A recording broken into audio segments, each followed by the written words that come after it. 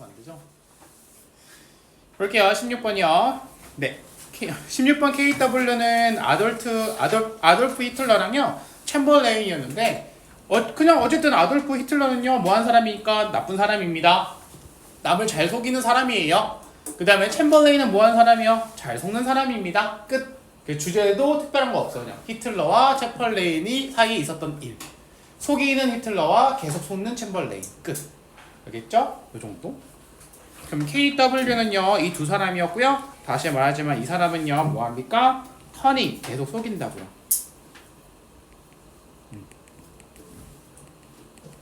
교활한 거짓말쟁이. 그 다음에 챔버레인은요 반대죠. 거의보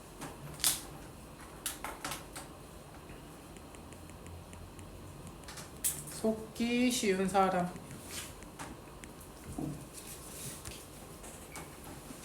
그러면서 이 지문은요 시간 순으로 돼 있어요. 쭉 나열식이 아니라 시간 순으로. 특별한 내용 없이. 그렇죠? 그래서 여기는 내용일치 문제로 나오기 좋을 것 같아요. 내용일치 문제 조금 문장 좀 길게 하면 있었던 일들이 많아서 숫자도 많지. 그 다음에 했던 일도 많지. 그래가지고 알겠죠? 그럼 1938년도에 저는 화요일날 동영 모의고사이고 내용일치 문제 낼 거예요. 참고로. 무슨 일이 있었어요? 그 다음에 KW 서로 처음 만남. 만났죠. 그 다음 아돌프 히틀러와 그 다음에 영국 수상 챔버레인 이렇게. 그 다음에 회담 3일 전에 한 일 뭐했어? 보통 회담이라고 하면 평화적인 회담인데 이 3일 전에 뭐했어? 비밀리에 군대를 국경으로 이동. 그래서 한 일 뭐야? 체코슬로바키아 공격 준비. 비밀로.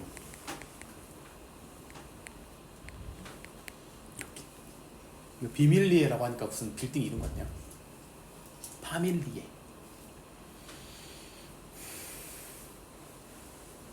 그 다음에 이 사람이 그 다음에 뭐 했어? 그 다음에 평화협정을 약속했어.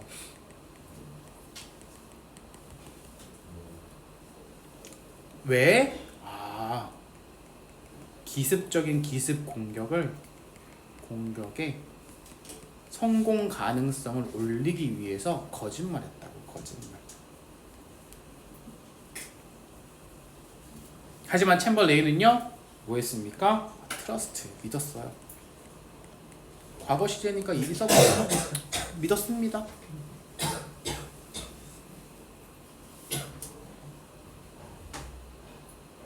심지어 챔버레인은요 그 당시에 야당 정치인들에게 뭐 했어? 야당 정치인들은 믿을 수 없다. 믿을 수 없다라고 했어. 신뢰할 수 없다. 하지만 챔버레인은 뭐 했어? 신뢰할 수 있는 사람이야.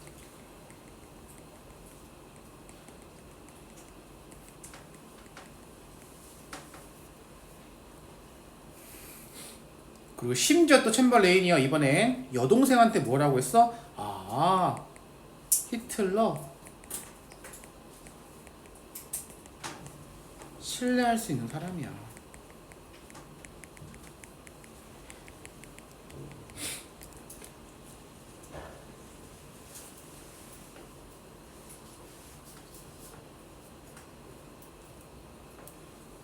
그래서 챔버레인은요 히틀러를 너무 신뢰하기 때문에 일주일 뒤 히틀러는 뭐 했어? 어디 갔더라? 더 많은 랜드 땅을 요구했는데도 챔버레인 심지어 뭐 했어? 의회를 설득시켜서까지 히틀러의 요구를 들어줬지.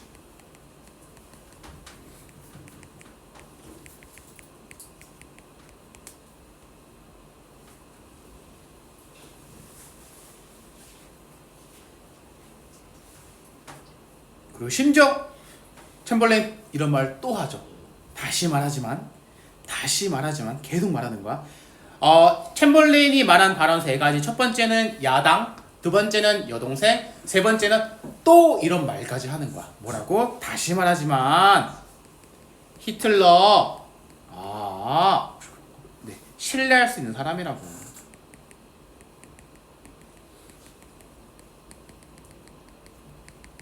계속 말하지만 챔벌레인은요 히틀러를 신뢰할 수 있는 사람이라고 얘기했대요. 뭐 폭력적인 뭐 단점이 있긴 하지만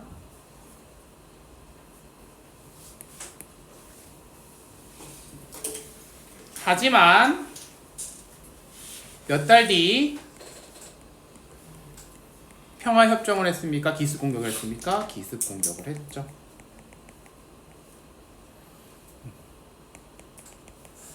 결국 속였죠. 챔벌레인을 결국 속였죠. 챔벌레인은 결국 또 당했죠. 됐죠?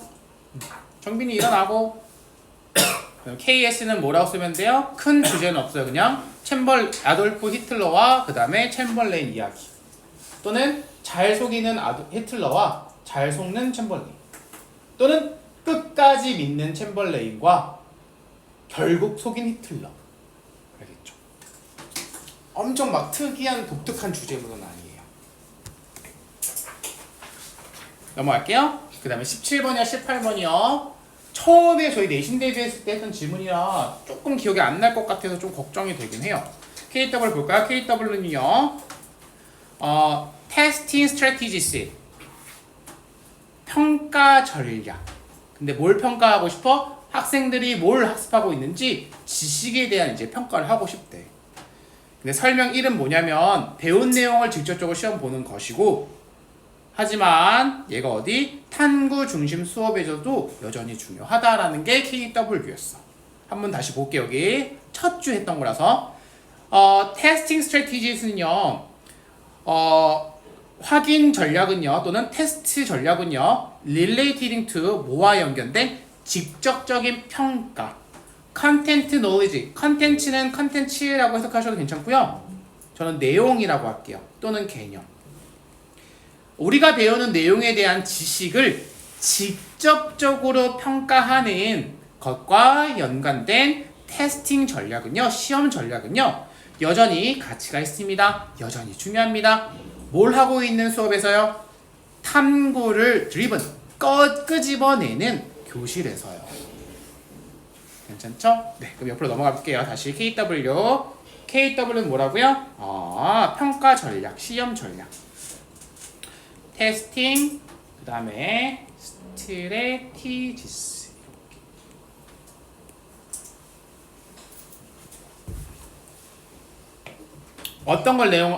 이게 의미하는 게 뭐야? 설명 1. 배운 내용이 있으면 다이렉트로 물어보는 거야.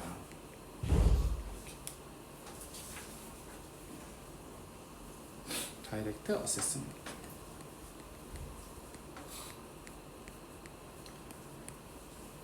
이런 말은 없지만 예시로 이런 거. 예를 들어서 이런 말은 없지만 예시로 사지선다, 그 다음 시험 같은 거. 만약에 전 시간에 광합성을 배웠어. 그러면 광합성에 대한 설명을 옳은 것은 1, 2, 3, 4 이렇게 시험 보는 거. 아니면 광합성에 대한 정의를 쓰시오. 이렇게 직접적으로 물어보는 거야. 전 시간에 광합성을 배웠으면. 하지만 말이죠. 이게 어디에서도요? 탐구 중심 수업에서도 여전히 뭐 한다고요? 방금 말했던 다이렉트 어세스먼트가 뭐한다? 중요하다고요. 그러면 이 글에는 없지만 탐구 중심 수업이 뭐야? 지난 시간에 우리가 광합성에 대해서 배웠어. 그러면 식물을 갖고 오는 거야. 강낭콩, 아니면 또 뭐 있어? 해바라기, 아니면 또 뭐 있을까? 식물, 아니면 예를 들어서 또 뭐 있지? 식물? 아무거나 더 줘봐. 식물 뭐 있지? 튤립 같은 거 갖고 오는 거야.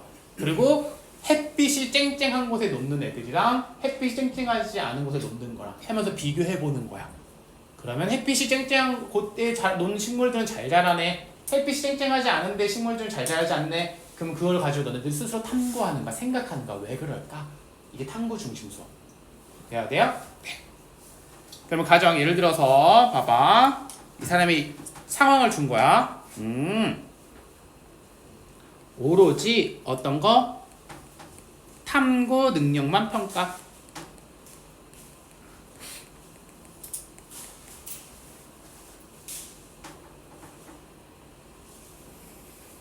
근데 문제점은 뭐야?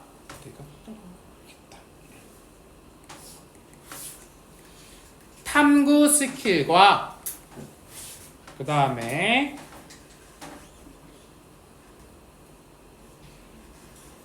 잠깐만.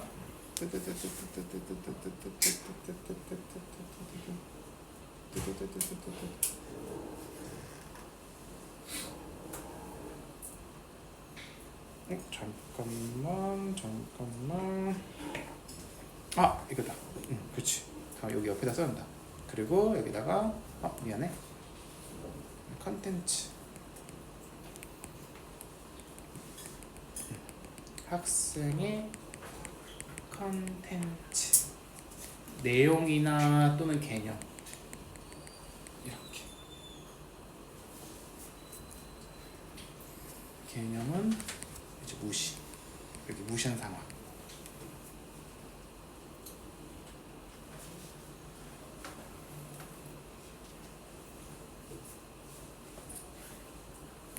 근데 지금 안 되는구나. 문제는 뭐냐면 사실 탐구 스킬과 사실 그 탐구하고 싶은 내용에 대한 개념은 서로 뭐 있어? 연결돼 있어.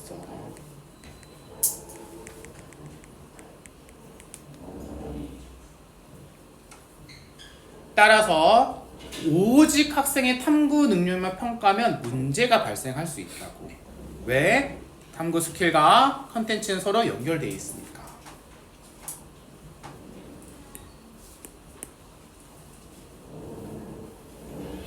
볼까? 그럼 이제 여기는 이제 예시로 학생의 예시를 볼게. 일단은 첫 번째 학생. 학생이 있는데 이 학생이 뭐 했어? 화살표 패턴 분석에 실패했어. 만약에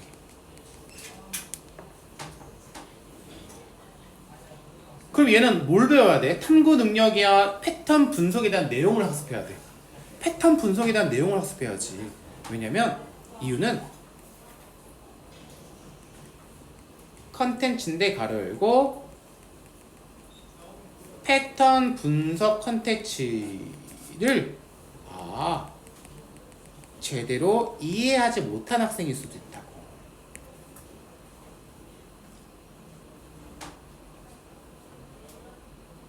분석 방법이라고 할게. 분석 방법.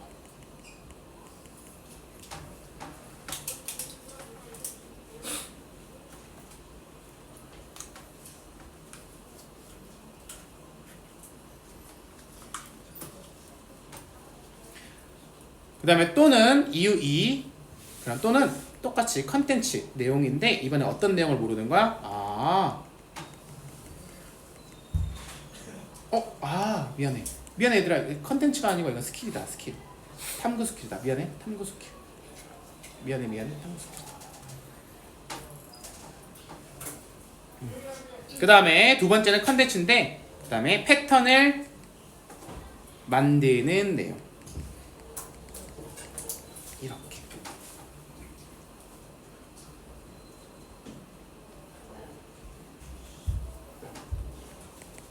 내용을 그 다음에 이해하지 못한 거일 수도 있어. 이렇게.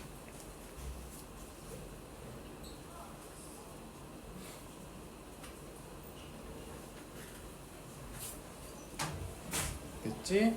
그 다음에 필자의 근거. 필자가 무슨 말 하고 싶은 거냐면 봐봐. 이유 2번에서는 패턴을 만드는 내용에 대한 학생들이 이해가 잘 안 됐을 수도 있다고. 그러니까 탐구 과정은 잘 하는데 뭐 컨텐츠 어떤 내용을 어떤 개념을 잘 해야 돼 라는 부분이 부족한 친구들이 있을 수 있기 때문에 뭐 해야 합니까? 우리는 컨텐츠에 대한 이해도를 측정할 수 있는 평가 내용도 필요하다고. 다시 필자의 근거 뭡니까? 몇몇 학생들은 1. 탐구 과정은 잘 알아.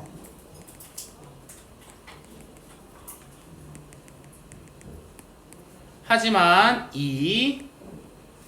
그 다음에 탐구하려던 내용을 잘 모른다고. 잘 뺄게. 그냥 2의 x x 얘는 2의 동그라미. 따라서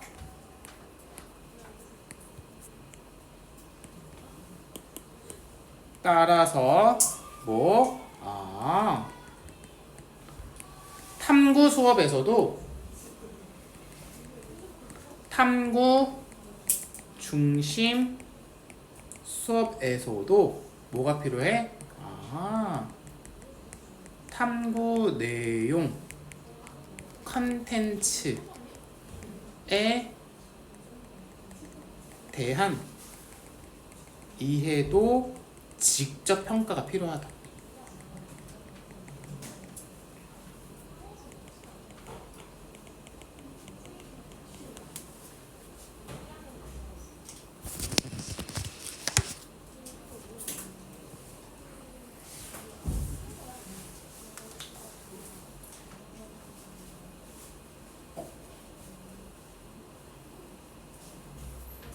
됐죠? 그 위에다가 주제 한번 또 써볼까요? 똑같이? 볼게요. 다시 똑같아요. 탐구 중심 수업에도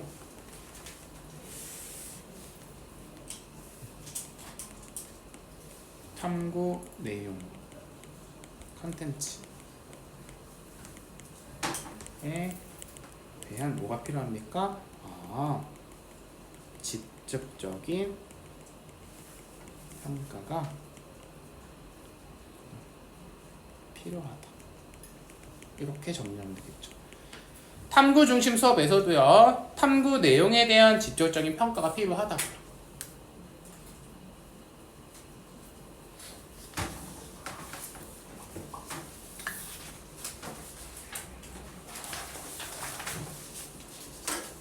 괜찮죠? 네, 마지막입니다.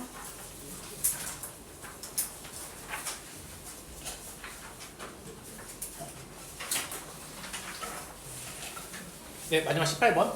18번은 이제 홉스 이론의 철학 지문이죠. 설명 1. 자연 상태에서는 인간들이야 도덕적 행동을 한다, 안 한다? 안 합니다. 그 다음에 설명 2. 그러면요, 인간은 어떤 상태에서 도덕적 행동을 해요? 주권적인 힘이 있을 때만 도덕적 행동을 해요. 왜? 그거에 대한 이유 설명을 끝. 볼까요? 다시 KW. KW의 주제 누구예요?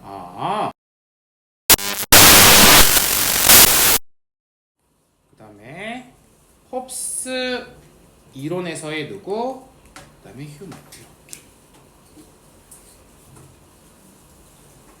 그 다음에 설명 1. 자연 상태라고 하면요, 우리 도덕적 행동 안 해요. 대신에 어떤 상태에 있어야 된다고요? 이거 꼭 암기하셔야 돼요. 그 다음에 sovereign power.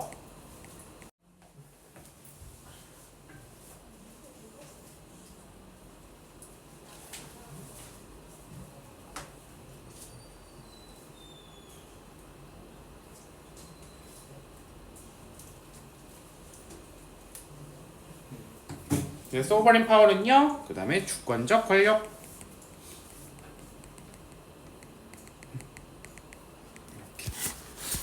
특정한 권력이 있어야지 뭐 한다고요? 도덕적 행동을 한다고요.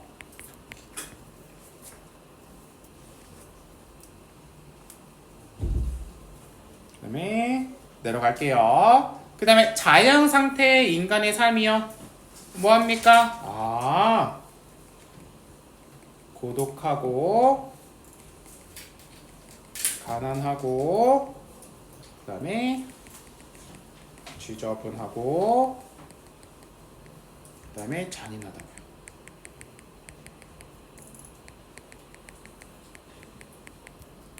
그러면 이게 의미하는 게 뭐야? 도덕적이다, 도덕적이지 않다? 않다. 그냥 장황하게 풀어 쓰는 거 아니야. 도덕적이지 않아. 그러면 또 홉스의 표현. 인간들은요 항상 무슨 상태예요? 네, 전쟁 상태예요. 나 건들기만 해봐, 다 죽일 거야. 도덕적입니까? 도덕적이지 않습니까? 도덕적이지 않다고요. 그 다음에 또 이 홉스한 사람은요 또 똑같은 말 또 설명을 해요. 다른 표현으로. 인간은요 이기적인 동물이고요, 반사회적이고요, 비합리적이다고요. 인간은요 다시 이기심이 너무 많아서 따라서 반사회적인 행동을 하고요. 반은 반대되자 사회는 사회, 그리고 또 비합리적 존재라고요. 따라서 도덕적이지 않아요. 인간은 절대 도덕적인 동물이 아니에요.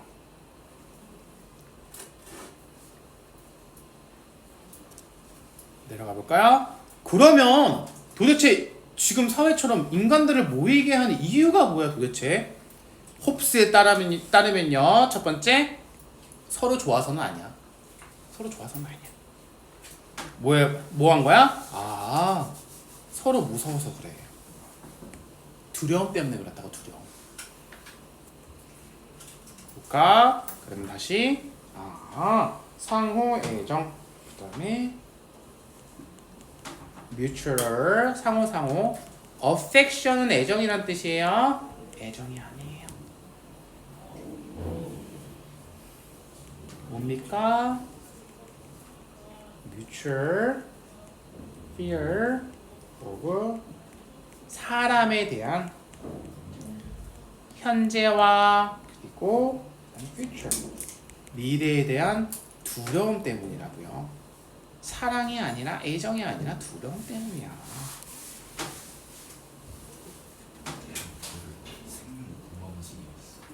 진짜? 생명은 내 반대 아니야? 생명 공부. 생명은 하면서 나와?